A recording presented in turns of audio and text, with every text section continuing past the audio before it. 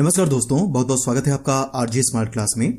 आज के इस वीडियो में एनसीईआरटी क्लास 6 की ज्योग्राफी के हम चैप्टर 1 पर डिस्कस करने वाले हैं और ये सेशन आपका C TET, UP TET, super TET, REET, MP TET, B TET, H TET इन सभी एग्जाम के लिए बहुत ही ज्यादा इंपॉर्टेंट है। तो आज हम लोग चैप्टर 1 पढ़ने वाले हैं जो है the earth in the solar system, यानी कि सौर मंडल में पृथ्वी। तो चलिए शुरू करते हैं।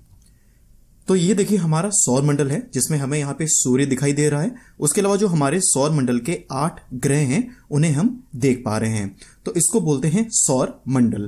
पहला टॉपिक जो है वो आपका यही है एनसीईआरटी क्लास 6 का, सौर मंडल में पृथ्वी। तो सबसे पहले हम लोग बात करते हैं सौर मंडल में जो ये वर्ड है सौर, इसका अर्थ क्या होता है। तो सौर का अर्थ होता है सूर्य से संबंधित। सूर्य, ग्रह, चंद्रमा, क्षुद्र ग्रह एवं उल्का पिंड, इन सबसे मिलकर ही हमारे सौर मंडल का निर्माण होता है। और जो हमारा सौर मंडल है उसका जो मुखिया है वो होता है सूर्य। ठीक है। पौराणिक रोमन कहानियों में सूर्य को सोल कहा गया है। तो देखिए ये पॉइंट आपको एनसीईआरटी क्लास 6 की बुक में मिलेगा कि सोल का अर्थ क्या होता है। अब ये क्वेश्चन एग्जाम में पूछा भी जा चुका है कि सोल का अर्थ क्या होता है। तो अगर आपने एनसीईआरटी पढ़ी है तो आपको पता होगा कि सोल जो है इसका अर्थ होता है सूर्य, क्योंकि जो पौराणिक रोमन कहानियां थी उसमें सूर्य को सोल कहा गया है। ऐसे आकाशीय पिंड जो हमें आकाश में दिखते हैं पर जिनमें स्वयं का प्रकाश नहीं होता, तो उन्हें हम बोलते हैं ग्रह।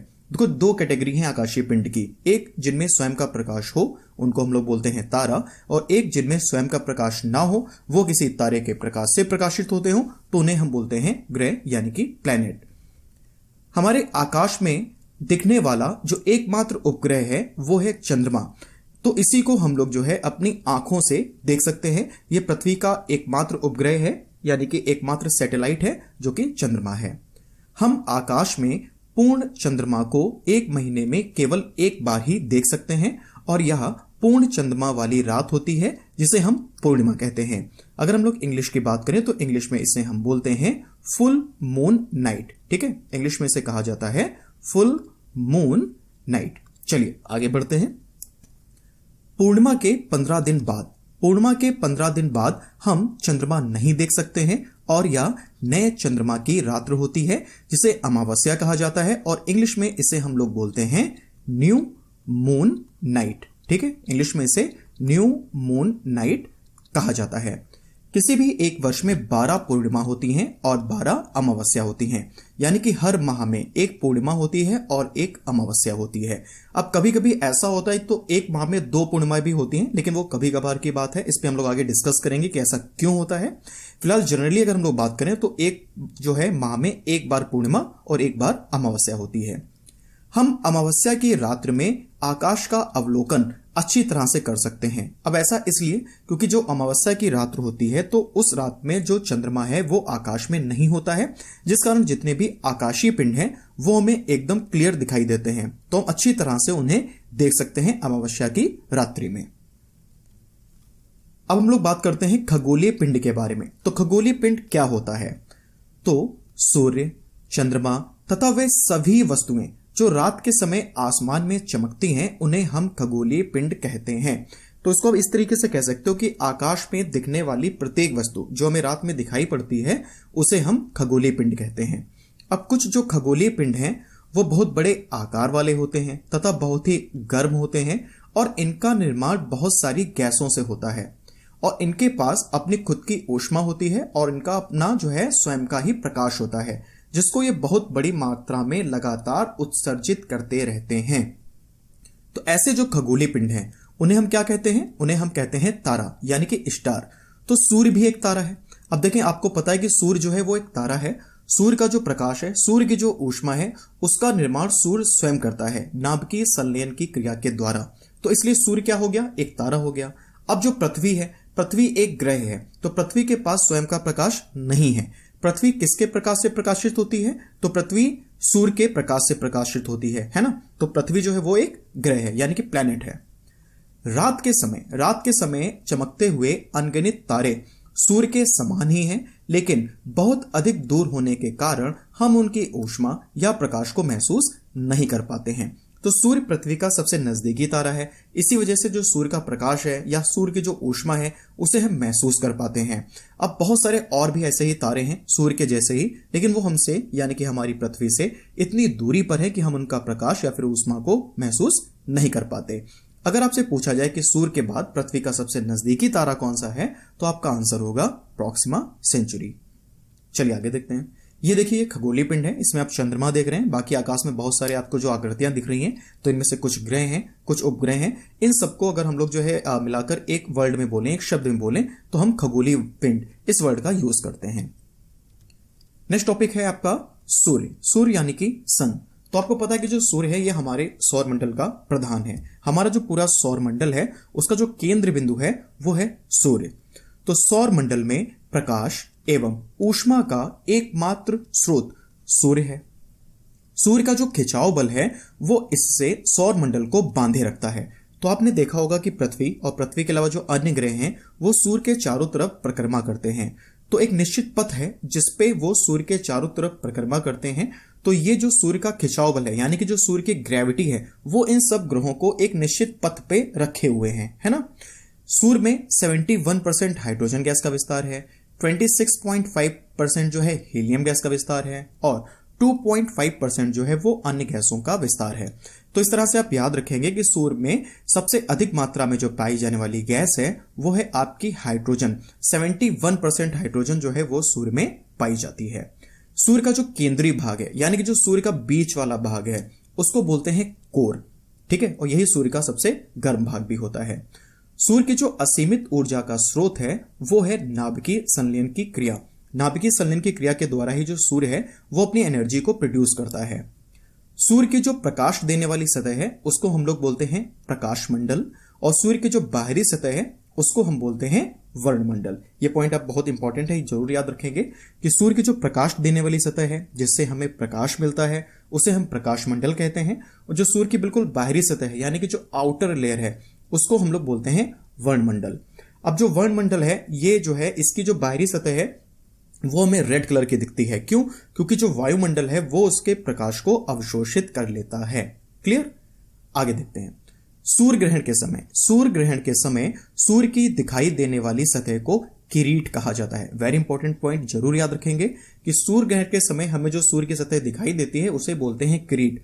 देखो आपने देखा होगा जब भी सूर्य ग्रहण होता है तो पृथ्वी और सूर्य के बीच में चंद्रमा आ जाता है तो हमें एक आउटर लेयर दिखाई देती है, एक सर्किल जैसा दिखाई देता है चमकता हुआ, तो उसी को बोला जाता है किरीट। सौर ज्वाला जो है तो इसको उत्तरी ध्रुव पर बोलते हैं ऑरोरा बोरियालिस और दक्षिणी ध्रुव पर बोलते हैं ऑरोरा ऑस्ट्रेलिस। आने वाले चैप्टर्स में हम लोग इस पर डिटेल में डिस्कस करेंगे। नेक्स्ट पॉइंट देखें। हम सूर्य की अत्यधिक तेज ऊष्मा को महसूस नहीं कर पाते हैं क्योंकि सबसे नजदीक का तारा होने के बाद भी सूर्य पृथ्वी से लगभग 15 करोड़ किलोमीटर की दूरी पर है। ये दूरी आप याद रखेंगे, कई बार एग्जाम में पूछा जा चुका है कि सूर्य पृथ्वी से लगभग कितने किलोमीटर की दूरी पर है। तो सूर्य पृथ्वी से लगभग 15 करोड़ किलोमीटर की दूरी पर स्थित है। प्रकाश की गति की बात करें तो जो प्रकाश की गति है वो लगभग जो है 3 लाख किलोमीटर प्रति सेकंड है, और इतनी स्पीड होने के बाद भी जो सूर्य का प्रकाश है वो पृथ्वी तक पहुंचने में लगभग 8 मिनट 20 सेकंड का समय लगता है। अब देखें अलग अलग बुक में आपको ये अलग अलग जो है टाइम दिया होगा, किसी में 8:14 मिलेगा, किसी में 8:16 मिलेगा, किसी में 8:18 मिलेगा, लेकिन जो आपकी एनसीईआरटी क्लास 6 की बुक है उसमें 8 मिनट 20 सेकंड दिया हुआ है, तो हम लोग इसी फिगर को मानेंगे। ठीक है, नेक्स्ट पॉइंट देखें। सूर्य के बाद पृथ्वी का सबसे निकटतम तारा प्रॉक्सिमा सेंचुरी है जो कि अल्फा सेंचुरी तारा समूह का एक तारा है। तो मैंने आपको भी पहले भी बताया कि सूर्य के बाद जो पृथ्वी का सबसे निकटतम तारा है वो है प्रॉक्सिमा सेंचुरी, और आप ये भी याद रखेंगे कि ये किस समूह का तारा है, तो ये अल्फा सेंचुरी तारा समूह का एक तारा है। ये पॉइंट भी काफी इंपॉर्टेंट है, जरूर याद रखेंगे इसको। चलिए ये देखिए, ये सूर्य का जो है एक चित्र है। तो अगर हम लोगों ने अभी जो पूछा कि कोर, तो देखें जो सूर्य का अंदर का भाग है, जो सूर्य का ये बीच वाला भाग है, इसको हम लोग क्या बोलते हैं, इसको हम लोग बोलते हैं कोर। जो सूर्य का रोशनी देने वाला भाग है, जो हमें रोशनी दे रहा है, इसको हम लोग क्या बोलेंगे, इसको हम लोग बोलेंगे प्रकाश मंडल। ठीक है, इसे हम लोग क्या बोलते हैं, प्रकाश मंडल। और जो सूर्य की बिल्कुल बाहरी सतह है जो आप देख रहे हैं, ये रेड कलर की जो आप देख रहे हैं, जो सूर्य की बाहरी सतह है, इसको हम लोग क्या बोलते हैं, इसको हम लोग बोलते हैं वायुमंडल। ठीक है, इसको हम लोग क्या बोलते हैं, इसको हम लोग बोलते हैं वायुमंडल। अब ये जो है प्रकाशित इसलिए नहीं होता क्योंकि जो वायुमंडल है वो इसके प्रकाश को अवशोषित कर लेता है। क्लियर? चलिए आगे बढ़ते हैं। नेक्स्ट टॉपिक है आपका नक्षत्र मंडल। तो रात्रि में आसमान की ओर देखने पर हमें तारों के विभिन्न समूहों के द्वारा बनाई गई विभिन्न आकृतियां जो हैं वो दिखाई देती हैं। इन आकृतियों को ही नक्षत्र मंडल कहा जाता है। तो आपने देखा होगा रात में आकाश में कि बहुत सारे स्टार जो हैं, बहुत सारे जो तारे हैं वो मिलकर एक पैटर्न बनाते हैं। तो यही जो आपका पैटर्न है इसी को बोला जाता है नक्षत्र मंडल। तो ऐसा ही एक नक्षत्र मंडल जो हमें रात में आसमान में दिखाई देता है वो है आपका अर्सा मेजर, और अर्सा मेजर को ही बिग बियर भी कहा जाता है। ये बहुत आसानी से पहचान में आने वाला नक्षत्र मंडल है। सप्त ऋषि ये 7 तारों का समूह है जो कि नक्षत्र मंडल अर्सा मेजर का ही एक पार्ट है।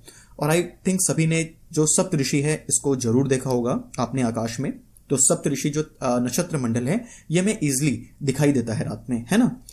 प्राचीन समय में जो लोग हैं वो रात्रि में दिशा का निर्धारण तारों की सहायता से ही करते थे। तो जब उनके पास में वो जीपीएस वगैरह नहीं था और दिशा का निर्धारण करने के लिए और भी जो उपकरण है वो नहीं थे, तो प्राचीन समय में जो लोग हैं वो अपनी दिशा का निर्धारण तारों की सहायता से, तारों की मदद से ही करते थे।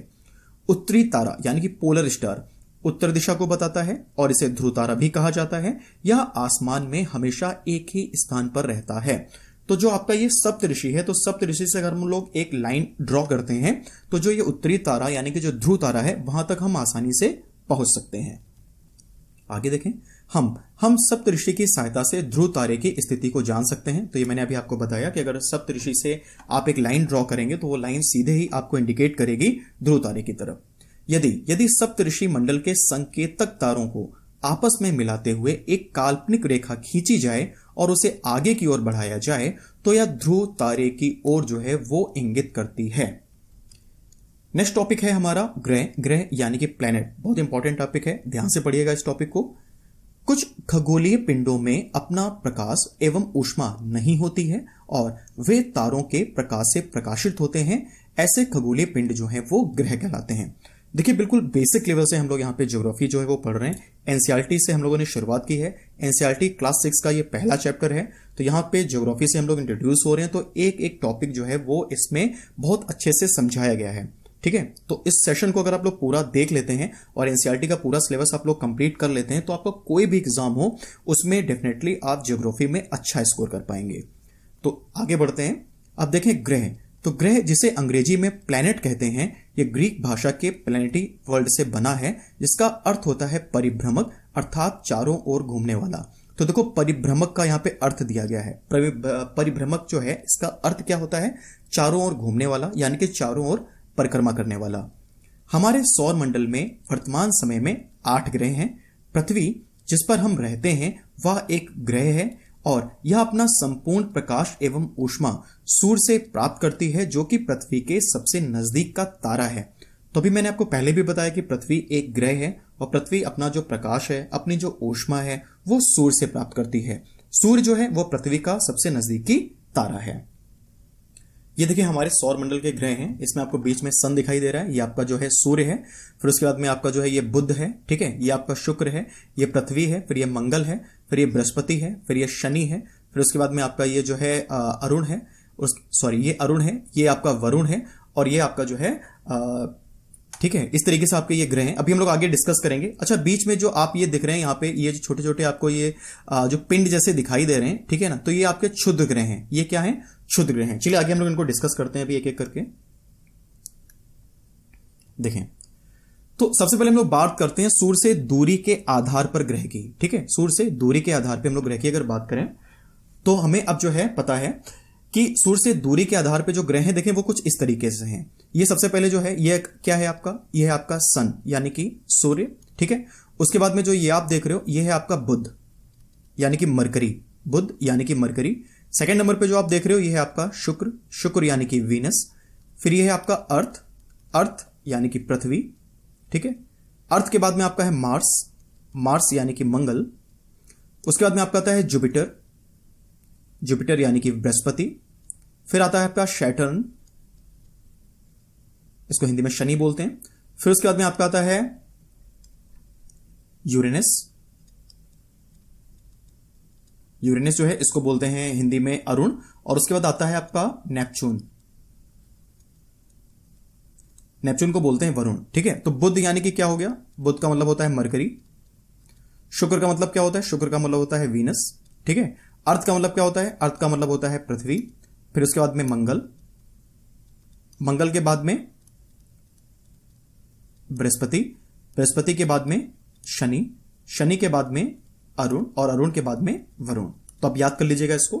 अब देखो कई पॉइंट यहां पर हमारे क्लियर हो जाएंगे इसी जो है फिगर से, कि सूर्य का सबसे नजदीकी ग्रह कौन सा है, तो देखें बुध है, बुध सूर्य का सबसे नजदीकी ग्रह है। पृथ्वी, पृथ्वी किन दो ग्रहों के मध्य में स्थित है, तो पृथ्वी देखें शुक्र और मंगल के मध्य में स्थित है। पृथ्वी के ज्यादा नजदीक कौन है, तो पृथ्वी के ज्यादा नजदीक जो है वो है शुक्र। ये जो आप देख रहे हैं ये चंद्रमा है जो कि पृथ्वी का उपग्रह है, क्लियर। अब उसके बाद में अगर आपसे पूछा जाए कि पृथ्वी से सबसे दूर स्थित कौन सा ग्रह है, तो पृथ्वी से सबसे दूर स्थित ग्रह कौन सा है, पृथ्वी से सबसे दूर स्थित जो ग्रह है आपका वो है वरुण यानी कि नेपच्यून, क्लियर। अब देखें जो आपके शुरुआत के ये 4 ग्रह हैं, जो आपके शुरुआत के 4 ग्रह हैं जिसमें आपका बुध है, शुक्र है, पृथ्वी है और मंगल है, तो जो शुरुआत के 4 ग्रह हैं इनको हम लोग बोलते हैं आंतरिक ग्रह। इनको हम लोग क्या बोलते हैं, इनको हम लोग बोलते हैं आंतरिक ग्रह, या फिर इनको पृथ्वी ग्रह भी कहा जाता है, क्योंकि इन चारों में पृथ्वी सबसे बड़ा ग्रह है। और जो ये आपके बाद के 4 ग्रह हैं, जो आपके बाद के ये 4 ग्रह हैं इनको बोलते हैं बाह्य ग्रह।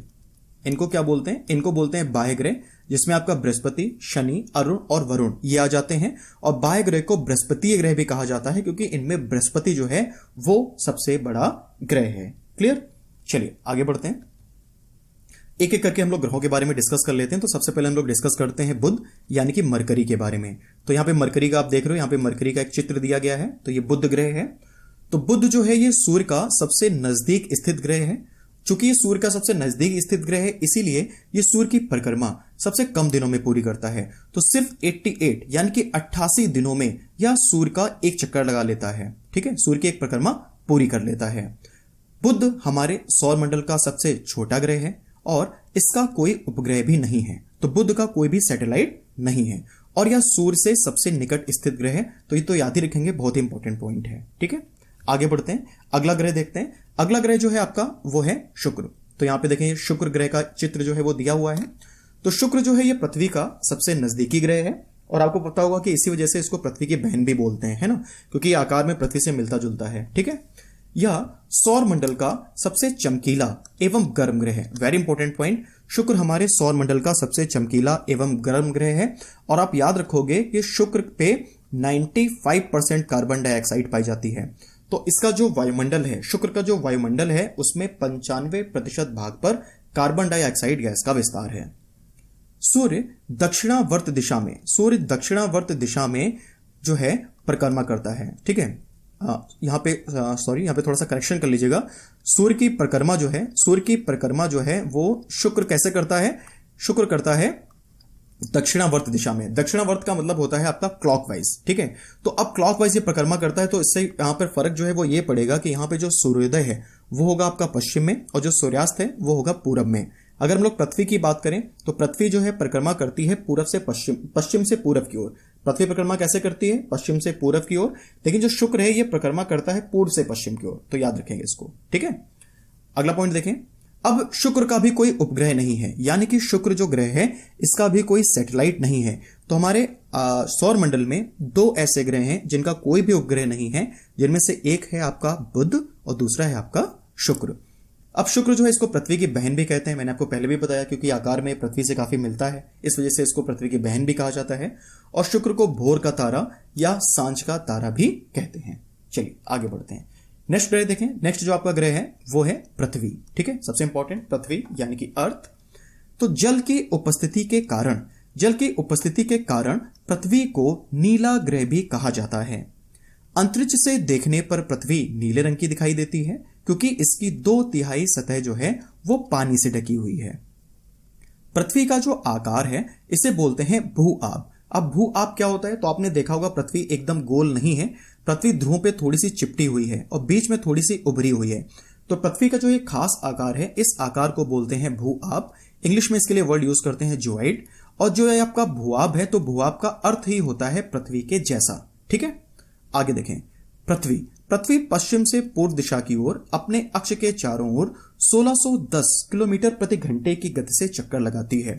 तो अब जो है एक बार जो है आप जो है इमेजिन करें कि पृथ्वी की स्पीड कितनी है घूमने की, 1610 किलोमीटर प्रति घंटा, लेकिन फिर भी ये हमें महसूस नहीं होती। क्यों? क्योंकि पृथ्वी पे ग्रेविटी है। अगर ग्रेविटी ना होती तो पृथ्वी पे सभी चीजें उड़ रही होती, इतनी तेज स्पीड है पृथ्वी की। ठीक है, पृथ्वी के अपने अक्ष के चारों ओर घूमने को परिभ्रमण कहते हैं। परिभ्रमक का मतलब अभी हम लोगों ने पढ़ा था, परिभ्रमक का अर्थ क्या होता है? चारों ओर घूमने वाला, है ना। तो पृथ्वी के अपने अक्ष के चारों ओर घूमने को परिभ्रमण गति कहा जाता है। चलिए आगे देखते हैं। देखिए ये पृथ्वी का जो है चित्र है जो यहाँ पे आप देख रहे हो। इसमें आपको उत्तरी अमेरिका और दक्षिणी अमेरिका ये दो महाद्वीप जो है ये दिखाई दे रहे हैं। आगे हम लोग विश्व के महाद्वीप के बारे में काफी डिस्कस करेंगे मैप के माध्यम से, तो जुड़े रहिएगा चैनल के साथ में। और चैनल को पहली बार देख रहे हैं तो लाइक और सब्सक्राइब जरूर कर लीजिए, लाइक और शेयर जरूर कर दीजिएगा। और चैनल अगर आपको अच्छा लगे तो प्लीज जो है सब्सक्राइब जरूर करिएगा, ठीक है। और कमेंट करके जरूर बताएं कि ये सेशन आपको कैसा लगा। चलिए आगे देखते हैं। नेक्स्ट हम लोग बात करते हैं मंगल यानी कि मार्स के बारे में। तो मार्स जो है इसको लाल ग्रह भी कहते हैं, मंगल को लाल ग्रह भी कहा जाता है।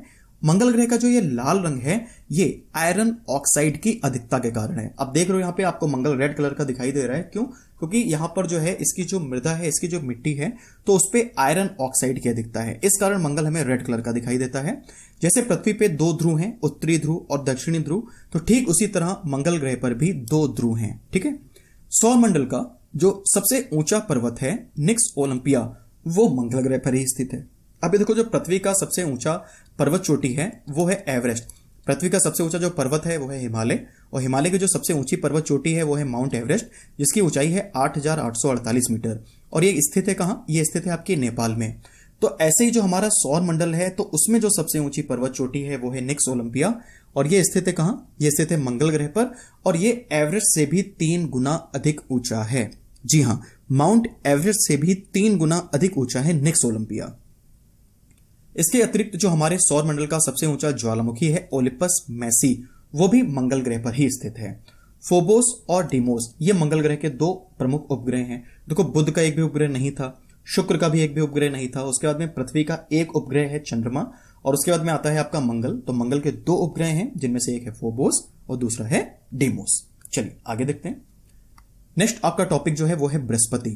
तो बृहस्पति हमारे सौर मंडल का सबसे बड़ा ग्रह है। ठीक है, और बृहस्पति का जो उपग्रह है उसका नाम है गैनीमेड। तो बृहस्पति का एक उपग्रह है जिसका नाम है गैनीमेड। तो ये हमारे सौर मंडल का सबसे बड़ा उपग्रह है, सबसे बड़ा सैटेलाइट है हमारे सौर मंडल का। जरूर याद रखेंगे, बहुत इंपॉर्टेंट फैक्ट है। बृहस्पति के कितने उपग्रह हैं? तो याद रखेंगे बृहस्पति के 79। ठीक है, बृहस्पति के 79 जो हैं ये उपग्रह हैं। नेक्स्ट टॉपिक देखिए। अगला जो है वो है शनि। शनि यानी कि सैटर्न, ये आप शनि की फोटो देख रहे हो। शनि के चारों तरफ वलय आपको दिखते हैं, तो सबसे आसानी से शनि को पहचाना जा सकता है। तो यह आकार में दूसरा सबसे बड़ा ग्रह है। ठीक है, यह आकार में दूसरा जो है सबसे बड़ा क्या है? ग्रह है। शनि के चारों तरफ वलय पाए जाते हैं। शनि का जो सबसे बड़ा उपग्रह है वो है टाइटन, और शनि के 82 उपग्रह हैं। शनि के कितने उपग्रह हैं? 82। अभी देखो वर्तमान समय में जो सर्वाधिक उपग्रहों वाला ग्रह है, तो आप याद रखोगे वर्तमान समय में जो सर्वाधिक उपग्रह हैं, वर्तमान समय में जो सर्वाधिक जो आपके सैटेलाइट हैं वो किसके हैं? वो हैं शनि के। और कितने हैं? 82। इससे पहले बृहस्पति हुआ करता था सर्वाधिक उपग्रहों वाला ग्रह, लेकिन बृहस्पति के हुए हैं कितने? 79। कुछ इसके भी नए खोजे गए, पहले 63 थे, 63 थे, लेकिन अभी 79 है। और इसी तरह से जो शनि है ये अब सर्वाधिक उपग्रहों वाला ग्रह बन चुका है, और शनि के उपग्रहों की संख्या है 82। फोबे शनि का एक उपग्रह है जिसका नाम है फोबे। तो ये शनि की विपरीत दिशा में परिक्रमा करता है। बहुत इंपॉर्टेंट है, एग्जाम में पूछा जाता है कई बार, जरूर याद रखेंगे। चलिए आगे देखते हैं। अगला ग्रह है अरुण। तो अरुण जो है इसके चारों तरफ भी वलय पाए जाते हैं। जैसे शनि के चारों तरफ वलय पाए जाते हैं जो अभी आपने देखे, तो ठीक उसी तरह से जो आपका अरुण ग्रह है तो इसके भी चारों तरफ वलय पाए जाते हैं। और अरुण जो है ये भी दक्षिणावर्त यानी कि क्लॉकवाइज डायरेक्शन में परिक्रमा करता है। तो हमारे सौरमंडल में 8 ग्रह हैं, जिनमें से 2 ग्रह, एक शुक्र और दूसरा अरुण, ये जो है क्लॉकवाइज डायरेक्शन में परिक्रमा करते हैं। तो इस वजह से यहां पे जो सूर्योदय है वो होता है पश्चिम दिशा में, जबकि जो सूर्यास्त है वो होता है पूर्व दिशा में। अरुण के अगर हम लोग सबसे बड़े उपग्रह की बात करें तो अरुण का जो सबसे बड़ा उपग्रह है वो है टाइटेनिया, और अरुण अपने अक्ष पे अत्यधिक झुका हुआ है, तो इस कारण अरुण को लेटा हुआ ग्रह भी कहा जाता है। चलिए आगे बढ़ते हैं। अगला जो आपका ग्रह है, अगला जो प्लैनेट है वो है वरुण। तो वरुण हमारे सौर मंडल में सबसे दूर स्थित ग्रह है। इसे हरा ग्रह भी कहा जाता है। अब जो आपका वरुण ग्रह है तो यहां पर मीथेन गैस की अधिकता है। इसका जो वायुमंडल है तो वहां पर मीथेन गैस की अधिकता है, जिस वजह से इसे हरा ग्रह भी कहा जाता है। और इसका जो सबसे बड़ा उपग्रह है वो है ट्रिटॉन। चलिए नेक्स्ट टॉपिक देखते हैं। अभी हम लोग पढ़ते हैं कुछ महत्वपूर्ण तथ्य, यानी कि जो इंपॉर्टेंट फैक्ट्स हैं उनके बारे में। तो आपको पता कि हमारे सौर मंडल में इससे पहले 9 जो है ग्रह हुआ करते थे। एक और ग्रह था जिसका नाम था यम, इंग्लिश में उसको प्लूटो बोलते थे, ठीक है ना। तो उसी के बारे में थोड़ा सा यहाँ पे डिटेल दी गई है कि 24 अगस्त 2006 को प्राग जो है ये चेक रिपब्लिक, चेक गणराज्य में स्थित है। तो 24 अगस्त 2006 को प्राग में आयोजित खगोल शास्त्रियों की बैठक में प्लूटो को ग्रहों की सूची से बाहर कर दिया गया था, ठीक है। अब जो ये प्लूटो है इसको बौने ग्रहों की सूची में शामिल किया गया है। सेरस, चेरान एवं एरिस ये अन्य बौने ग्रह हैं, ठीक है। याद रखेंगे प्लूटो को बौने ग्रहों की सूची में शामिल कर दिया गया है अब। और सेरस, चेरान और एरिस ये कुछ अन्य बौने ग्रह हैं, ठीक है। बृहस्पति, शनि तथा अरुण ग्रह के चारों ओर छल्ले हैं। तो देखो हम लोगों ने जब भी फोटो देखी है तो हमें हमेशा शनि के चारों तरफ ही जो है वो वलय दिखाई देते हैं, लेकिन शनि के अतिरिक्त जो आपका बृहस्पति है और जो अरुण है तो इसके चारों ओर भी आपको वलय जो है वो देखने को मिलते हैं। अब ये वलय जो है ये हैं क्या, तो ये विभिन्न पदार्थों के द्वारा बनी गई असंख्य छोटे पिंडियों की पट्टियां हैं, याद रखेंगे, ठीक है। आर्यभट्ट के बारे में थोड़ा सा बताया गया कि आर्यभट्ट कौन थे, तो एनसीईआरटी क्लास 6 में थोड़ा सा इनका जिक्र किया गया है। तो याद रखेंगे जो आर्यभट्ट थे ये प्राचीन भारत के प्रसिद्ध खगोल शास्त्री थे, याद रखिएगा। चलिए आगे देखते हैं। पृथ्वी का जो एकमात्र उपग्रह है चंद्रमा यानी कि मून, थोड़ा सा उससे इंपॉर्टेंट जो रिलेटेड है फैक्ट्स उनको हम लोग देखते हैं। तो आसमान में दिखने वाला चंद्रमा एक उपग्रह है या हमारी पृथ्वी का सहचर है। अब ये क्वेश्चन देखो एग्जाम में पूछा गया कि पृथ्वी का सहचर किसे कहा जाता है, तो ऑप्शन में शुक्र भी मिलता है और मैक्सिमम स्टूडेंट जो हैं जिन्होंने नहीं पढ़ रखा है एनसीईआरटी को वो लोग टिक कर देते हैं शुक्र पे। लेकिन पृथ्वी का सहचर यानी कि साथ में रहने वाला, तो जो पृथ्वी के चारों तरफ चक्कर लगाता हो तो वो कौन है, वो है शुक्र, ठीक है।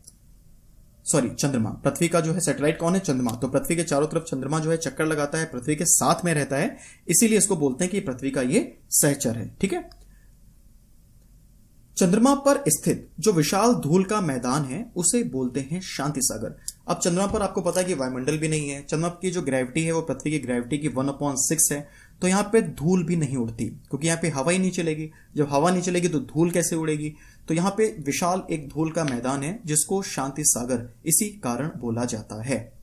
चंद्रमा की सतह पर स्थित जो सबसे ऊंचा पर्वत है वो है लिम्बनेट्स पर्वत। चंद्रमा पृथ्वी का एक चक्कर लगभग 27 दिनों में पूरा करता है और लगभग इतने समय में ही या अपने अक्ष का भी एक चक्कर पूरा करता है, ठीक है। तो इसके परिणाम स्वरूप पृथ्वी से हम चंद्रमा का केवल एक ही भाग दिखाई जो है पड़ता है, हमें हम केवल एक ही भाग देख सकते हैं चंद्रमा का।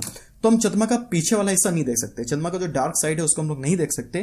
क्यों नहीं देख सकते, क्योंकि चंद्रमा ही एक ऐसा आकाशीय पिंड है वो जितने समय में अपना एक चक्कर पूरा करता है उतने समय में वह पृथ्वी का भी एक चक्कर पूरा कर लेता है। तो हमेशा जो चंद्रमा का फ्रंट व्यू है हमें वही दिखाई देता है। चलिए आगे बढ़ते हैं। अब पृथ्वी से चंद्रमा का कितने प्रतिशत भाग दिखाई देता है, तो ये क्वेश्चन भी बहुत इंपॉर्टेंट है क्योंकि चंद्रमा का हम एक ही भाग देख पा रहे हैं पृथ्वी से। तो आप याद रखोगे कि पृथ्वी से चंद्रमा का सिर्फ 57% भाग जो है वही दिखाई देता है। चंद्रमा पर पहुंचने वाले जो पहले व्यक्ति थे वो थे संयुक्त राज्य अमेरिका के नील आर्मस्ट्रांग, जो कि 21 जुलाई 1969 को चंद्रमा पर पहुंचे थे, ठीक है। तो चंद्रमा पर पहुंचने वाले जो पहले व्यक्ति थे वो थे संयुक्त राज्य अमेरिका के नील आर्मस्ट्रांग, जो कि 21 जुलाई 1969 को चंद्रमा पर पहुंचे थे। और इसके बाद जो दूसरे व्यक्ति थे वो थे एडविन एल्ड्रिन, और ये दोनों साथ में ही गए थे। क्योंकि नील जो आर्मस्ट्रांग हैं ये ग्रुप कैप्टन थे तो पहला कदम इन्होंने रखा और इतिहास में ये अमर हो गए। और इनके कुछ मिनटों के बाद में जो आपके एडविन एल्ड्रिन थे वो भी उतरे। जो हम लोग नील आर्मस्ट्रांग का फोटो देखते हैं चंद्रमा पे फ्लैग लगाते हुए यूएसए का, या फिर चंद्रमा पे कूदते हुए चलते हुए, तो वो जो वीडियोस हैं वो एडविन एल्ड्रिन के द्वारा ही रिकॉर्ड किए गए थे, ठीक है। आगे देखें। चंद्रमा जो है वो पृथ्वी से लगभग 3,84,400 किलोमीटर दूर की दूरी पर है, ठीक है। लगभग 3,84,400 किलोमीटर की दूरी पर है पृथ्वी से चंद्रमा। चंद्रमा का जो प्रकाश है वो पृथ्वी तक पहुंचने में लगभग 1.3 सेकेंड का समय लगता है। तो चंद्रमा का जो प्रकाश है उसको पृथ्वी तक पहुंचने में लगभग 1.3 सेकंड का समय लगता है। ये देखिए चंद्रमा का फोटो है, ये चंद्रमा का पिक है जो आप देख रहे हैं। तो चंद्रमा जो है पृथ्वी का एकमात्र उपग्रह है। अब इस पे कुछ आप पोर्शन देख रहे हो जो चमक रहा है, कुछ पोर्शन ऐसा है जो डार्क दिख रहा है। तो जो इसमें चमकदार वाला पार्ट है, चमकदार जो पोर्शन है, वह भाग है जहां पे सूर्य का प्रकाश पहुंच रहा है। और जो आपको काले काले स्पॉट दिख रहे हैं, यहां पर ये बड़े बड़े गड्ढे हैं, यहां पे सूर्य का प्रकाश प्रॉपर नहीं पहुंच पा रहा, इसलिए हमें ये ब्लैक कलर के दिखाई देते हैं। चलिए अभी हम लोग जान लेते हैं सूर्य ग्रहण के बारे में कि सूर्य ग्रहण कब होता है। तो देखें, जब सूर्य और पृथ्वी, जब सूर्य और पृथ्वी के बीच में कौन आ जाए, चंद्रमा आ जाए। अब आपको पता है कि जो पृथ्वी है वो सूर्य के प्रकाश से ही प्रकाशित होती है ना। पृथ्वी जो है वो कैसे प्रकाशित होती है, सूर्य के प्रकाश के द्वारा। सूर्य का प्रकाश जब पृथ्वी तक पहुंचता है तभी पृथ्वी पर दिन होता है। तो जब सूर्य और पृथ्वी के बीच में चंद्रमा आ जाएगा तो ये सूर्य के प्रकाश को पृथ्वी तक नहीं पहुंचने देगा, ये उसको रास्ते में ही रोक लेगा। तो इस कंडीशन में पृथ्वी जो है वहां पे सूर्य का प्रकाश नहीं पहुंचेगा। क्योंकि इस समय चंद्रमा पृथ्वी और सूर्य के बीच में होगा, तो चंद्रमा की जो परछाई है वो पूरी पृथ्वी पे पड़ेगी। और इस कंडीशन को ही हम लोग क्या बोलते हैं, इस कंडीशन को ही हम लोग बोलते हैं सूर्य ग्रहण, क्योंकि हमें सूर्य दिखना बंद हो जाएगा ऐसी कंडीशन में। ठीक है, आगे देखते हैं। चंद्र ग्रहण के बारे में जान लेते हैं कि चंद्र ग्रहण क्या होता है। तो चंद्र ग्रहण इसका अपोजिट होता है, जब सूर्य और चंद्रमा के बीच में कौन आ जाए, पृथ्वी आ जाए। अब आपको पता है कि चंद्रमा जो है एक उपग्रह है, तो चंद्रमा जो है वो भी सूर्य के प्रकाश के द्वारा ही प्रकाशित होता है। बीच में जो पृथ्वी है वो आकर इसके प्रकाश को रोक लेती है। तो इस कंडीशन में चंद्रमा पर पृथ्वी की छाया पड़ती है और हम लोग इसको बोलते हैं चंद्र ग्रहण। एक चीज आप ये याद रखोगे कि एक वर्ष में मैक्सिमम 7 ग्रहण हो सकते हैं। चंद्र ग्रहण और सूर्य ग्रहण मिलाकर एक वर्ष में मैक्सिमम यानी कि अधिकतम 7 ग्रहण हो सकते हैं। चलिए आगे बढ़ते हैं। देखें, आकाश गंगा यानी कि गैलेक्सी। तो भाई आकाश गंगा यानी कि गैलेक्सी जो है क्या होता है, तो इसके बारे में भी थोड़ा सा जानना जरूरी है। तो हम रात में तारों वाले खुले आकाश में एक ओर से दूसरी ओर तक फैली हुई चौड़ी सफेद पट्टी की तरह एक चमकदार रास्ता जो है उसको देख पाते हैं। यह रास्ता जो है ये लाखों तारों का समूह है, और यह जो पट्टी है इसको हम लोग बोलते हैं आकाश गंगा, या फिर इसको हम लोग मिल्की वे भी बोलते हैं। हमारी जो आकाश गंगा है उसको हम लोग मिल्की वे भी बोलते हैं। हमारा जो सौर मंडल है वो इसी आकाश गंगा का एक पार्ट है। अब देखो, आकाश, मान लीजिए कि एक ये आकाश गंगा है, ये एक आकाश गंगा है। इस आकाश गंगा में एक इतना सा जो पार्ट है ये है हमारा सौर मंडल। तो हम सिर्फ अभी अपने सौर मंडल को स्टडी कर रहे हैं, अपने सौर मंडल के बारे में हम जो तथ्य हैं उनको हम लोग एकत्रित कर रहे हैं, इसके बारे में हम लोग पढ़ रहे हैं। और जबकि हमारी जो ये आकाश गंगा है वो इतनी बड़ी है, तो बहुत कुछ हमें नहीं पता। ब्रह्मांड की बात करें तो ब्रह्मांड में बहुत सारी आकाश गंगाएं हैं। तो इससे आप ये कल्पना कर सकते हो, आप आइडिया लगा सकते हो कि कितना विशाल है ब्रह्मांड, है ना। आगे देखें, प्राचीन भारत में आकाश गंगा की कल्पना आकाश में प्रकाश की एक बहती नदी से की गई थी, और इस प्रकार इसका जो नाम है वो आकाश गंगा पड़ा था। आकाश गंगा है क्या, तो आकाश गंगा करोड़ों तारों, बादलों और गैसों की एक प्रणाली है। तो आकाश गंगा में बहुत सारे तारे मिलेंगे, कितने, करोड़ों तारे मिलेंगे, बादल मिलेंगे, बहुत सारी गैसेस मिलेंगी। तो इन सब से मिलकर संयुक्त रूप से हमारी जो आकाश गंगा यानी कि गैलेक्सी है उसका निर्माण हो पाता है। ठीक है, लाखों आकाश गंगाएं मिलकर ब्रह्मांड का निर्माण करती हैं। तो हम ब्रह्मांड के बारे में कितना जानते हैं, हमने अपनी जो आकाश गंगा है उससे एक एग्जांपल आपको दिया। अब आप ये कल्पना करो कि लाखों आकाश गंगाएं हैं। तो अभी तो हम अपनी आकाश गंगा के बारे में पूरा डिटेल में नहीं जानते, तो ऐसी लाखों आकाश गंगाएं हैं हमारे ब्रह्मांड में। तो ब्रह्मांड का साइज कितना होगा ये आप सिर्फ इमेजिन ही कर सकते हो। ठीक है, चलिए आगे देखते हैं। देखें, वेरी इंपॉर्टेंट क्वेश्चन। आकाश गंगा के बाद जो पृथ्वी की सबसे नजदीकी मंदाकिनी है वो है देवयानी या फिर एंड्रोमेडा। इसको जरूर याद रखेंगे, ये क्वेश्चन पूछा जाता है एग्जाम में कि आकाश गंगा के बाद पृथ्वी की जो सबसे नजदीकी मंदाकिनी है उसका जो है क्या नाम है, तो वो है देवयानी या फिर एंड्रोमेडा। ठीक है, सबसे नई मंदाकिनी की बात करें तो सबसे नई मंदाकिनी जो अभी खोजी गई है तो उसका जो नाम है वो है ड्वार्फ मंदाकिनी। और ये नीचे देखें मंदाकिनी का यहाँ पर यानी कि गैलेक्सी का एक फोटो दिया हुआ है। तो ये जो आप देख रहे हो व्हाइट कलर की जो पूरी पट्टी जैसे आप देख रहे हो, तो इसी को क्या बोलते हैं, इसी को बोलते हैं आकाश गंगा। ये हमारी आकाश गंगा यानी कि मिल्की वे है। ठीक है, चलिए आगे बढ़ते हैं। नेक्स्ट टॉपिक है आपका क्षुद्र ग्रह। तो क्षुद्र ग्रह क्या होता है, थोड़ा सा इसके बारे में जान लेते हैं। देखिए, तारों, ग्रहों एवं उपग्रहों के अतिरिक्त असंख्य छोटे पिंड भी सूर्य के चारों ओर चक्कर लगाते हैं। इन आकाशीय पिंडों को ही क्षुद्र ग्रह कहा जाता है। ये आप जो देख रहे हो छोटे छोटे टुकड़े हैं, तो ये आकाश में घूमते रहते हैं, सूर्य के चारों ओर परिक्रमा करते रहते हैं, तो इन्हीं को बोलते हैं क्या? इन्हीं को बोलते हैं क्षुद्र ग्रह। अब आपके जो ये क्षुद्र ग्रह हैं, तो ये मंगल और बृहस्पति की कक्षाओं के बीच में पाए जाते हैं। तो मैंने आपको पहले भी बताया कि जो शुरुआत के 4 ग्रह हैं उनको बोलते हैं आंतरिक ग्रह, जो बाद के 4 ग्रह हैं उनको बोलते हैं बाह्य ग्रह। तो आपके जो आंतरिक ग्रह और बाह्य ग्रह हैं, इनके मध्य में, यानी कि आपका मंगल और बृहस्पति के मध्य में ये जो आपके क्षुद्र ग्रह हैं ये देखने को मिलते हैं। ठीक है, वैज्ञानिकों के अनुसार क्षुद्र ग्रह किसी ग्रह के ही एक भाग होते थे पुराने समय में, जो कि बहुत वर्षों पहले विस्फोट के बाद ग्रहों से टूटकर अलग हो गए और अभी तक वो सूर्य के चारों ओर परिक्रमा जो है वो लगातार कंटिन्यू करते जा रहे हैं। ठीक है, आगे देखें धूमकेतु। तो ये देखें धूमकेतु को यहाँ पे फोटो दिया हुआ है, धूमकेतु का पिक बना हुआ है यहाँ पे। तो धूमकेतु जो है ये सौर मंडल के अंतिम भाग में स्थित होते हैं। जब भी आप सौर मंडल के बारे में पढ़ोगे तो पहले आपको सन, उसके बाद में जितने भी हमारे ग्रह हैं वो सब दिखेंगे, उसके बाद में लास्ट में आपको दिखती है कूपर बेल्ट। लास्ट में क्या दिखती है? Cooper belt. तो धूमकेतु जो है वो भी सौर मंडल के अंतिम भाग में ही पाए जाते हैं। हैली सबसे जो है इंपॉर्टेंट धूमकेतु है। तो हैली धूमकेतु का जो परिक्रमण काल है वो है 76 वर्ष। पिछले बार जो है ये आपका दिखाई दिया था 1986 में। ठीक है, और अब ये जो है कब दिखाई देगा? अब आपका ये दिखाई देगा 2062 में। तो आप सब लोग जरूर देखिएगा इसको, हैली धूमकेतु को। धूमकेतु तब दिखाई देता है जब वह सूर्य की ओर अग्रसर होता है। यह बहुत इंपॉर्टेंट पॉइंट है। इसमें आपको पहला ऑप्शन नहीं मिलेगा जब वो सूर्य से दूर जा रहा हो, तो हमें तब नहीं दिखेगा। हमें धूमकेतु कब दिखाई देगा? जब वो सूर्य की ओर अग्रसर हो, यानी कि वो सूर्य के तरफ ट्रेवल कर रहा हो। तो ये पॉइंट भी काफी ज्यादा इंपॉर्टेंट है, जरूर याद रखिएगा। आगे देखें, नेक्स्ट आपका जो टॉपिक है वो है उल्का पिंड। ठीक है, तो उल्का पिंड क्या होता है इसको भी जान लेते हैं। तो क्षुद्र ग्रह के टुकड़े एवं धूमकेतु से निकले धूल एवं पत्थरों के कणों को उल्का कहा जाता है। ये भी सूर्य के चारों ओर चक्कर लगाते रहते हैं। तो जो भी आपके क्षुद्र ग्रह हैं, इसके अलावा धूमकेतु से निकले हुए जो धूल एवं पत्थर के कण हैं, तो इन सबको बोलते हैं क्या? इन सबको बोलते हैं उल्का। कभी कभी ये जो उल्का पिंड हैं ये पृथ्वी के इतने नजदीक आ जाते हैं कि इनकी जो प्रवृत्ति है वो पृथ्वी पर गिरने की होती है। इस प्रक्रिया के दौरान वायु के साथ घर्षण होने के कारण ये गर्म होकर जल जाते हैं, जिसके फलस्वरूप आकाश में चमकदार प्रकाश उत्पन्न होता है। तो आपने देखा होगा बहुत बार आकाश में आपको कुछ लाइट जैसी दिखती हैं। तो कभी कभी आपने ये भी देखा होगा उल्का पिंड वाला। तो ये जब वायुमंडल में प्रवेश करती हैं तो पृथ्वी में जो वायुमंडल है उसके साथ में घर्षण होता है, और अत्यधिक घर्षण के कारण ये जलकर नष्ट हो जाती हैं। कभी कभी इनका साइज बहुत बड़ा होता है तो ये पूरी तरीके से जल के नष्ट नहीं हो पाती, और इनका कुछ टुकड़ा जो है वो धरातल पर यानी कि जमीन पर भी गिरता है।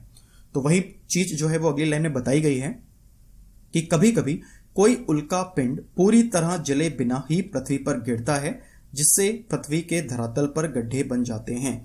महाराष्ट्र में एक झील है जिसका नाम है लोनार झील। आप सभी ने सुना होगा, महाराष्ट्र में एक झील है जिसका नाम है लोनार झील। तो लोनार जो झील है उसका निर्माण भी ठीक इसी प्रोसेस से ही हुआ है। ठीक है, चलिए आगे देखते हैं। नेक्स्ट जो टॉपिक है आपका वो है आपका कृत्रिम उपग्रह यानी कि आर्टिफिशियल सैटेलाइट। तो मानव निर्मित उपग्रह, मानव निर्मित जो उपग्रह हैं वो एक कृत्रिम पिंड है। इनसेट, IRS एवं एडुसेट ये जो है भारतीय कृत्रिम उपग्रह हैं। तो यहां पर चूंकि एनसीईआरटी में इनका नाम दिया हुआ है इनसेट, IRS और एडुसेट, इसलिए ये हमारे लिए ज्यादा इंपॉर्टेंट है। इनको हम जरूर याद रखेंगे। बाकी जितने भी आपको ज्यादातर नाम मिले आप उसको याद कर लो, कभी ना कभी तो एग्जाम में पूछा ही जाएगा, है ना। चलिए, तो फ्रेंड्स आज का जो ये सेशन है ये कंप्लीट हुआ। एनसीईआरटी क्लास 6 की जो ज्योग्राफी है उसका चैप्टर 1 हम लोगों ने यहाँ डिस्कस किया। तो अगर आपको ये वीडियो पसंद आया हो तो हमारे चैनल को सब्सक्राइब करना ना भूलें, वीडियो को लाइक करें और शेयर करें ताकि हम इस तरह की और वीडियोस बनाते रहें। आपको ये वीडियो कैसा लगा कमेंट में जरूर बताएं। तो आज के लिए इतना ही। देखते रहिए आरजी स्मार्ट क्लास। धन्यवाद।